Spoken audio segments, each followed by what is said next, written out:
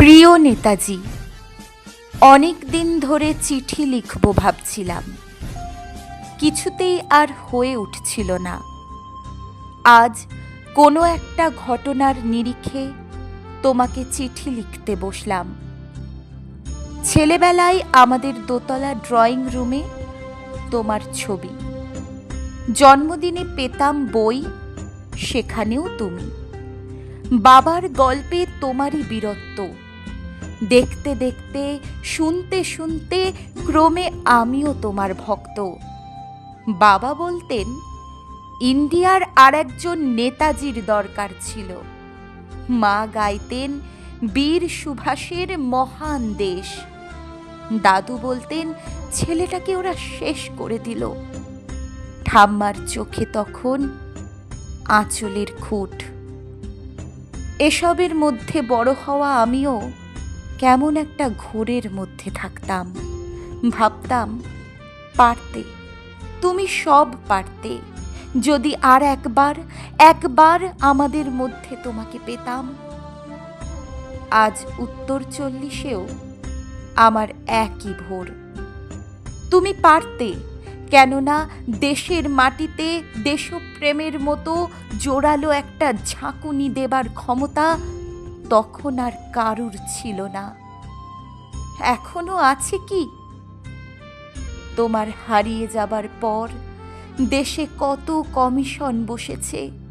ভারতের পূর্ব পশ্চিম উত্তর দক্ষিণে কোনো পীর, কোনো সন্ত, কোনো দয়ালু বৃদ্ধকে দেখে ভুল করেছে সবাই।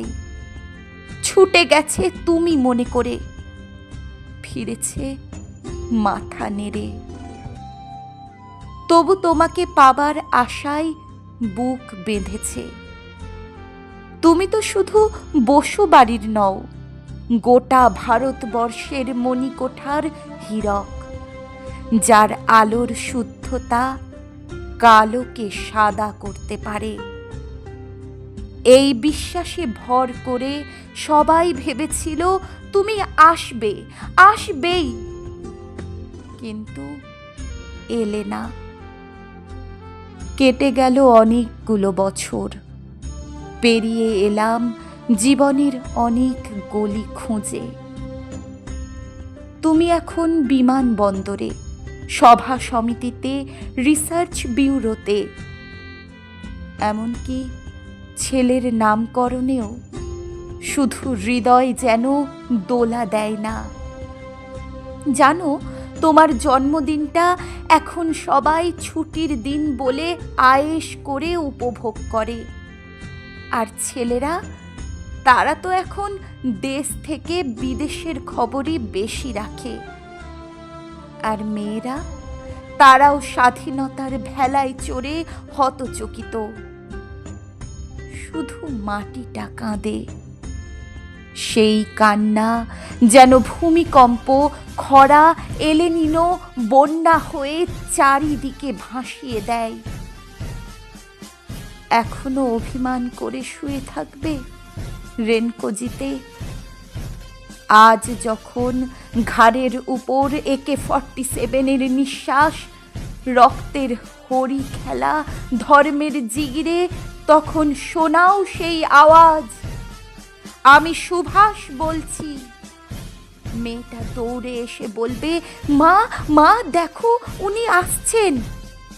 পাশের বাড়ির মেসোমশাই ডাকবেন জানলা দিয়ে, বৌমা, আমি বলিনি উনি ফিরে আসবেন? খোলা জানালার ধরে দাঁড়াবেন মায়েরা, তাদের ডান হাতে শঙ্খ, বাঁ চোখে জল।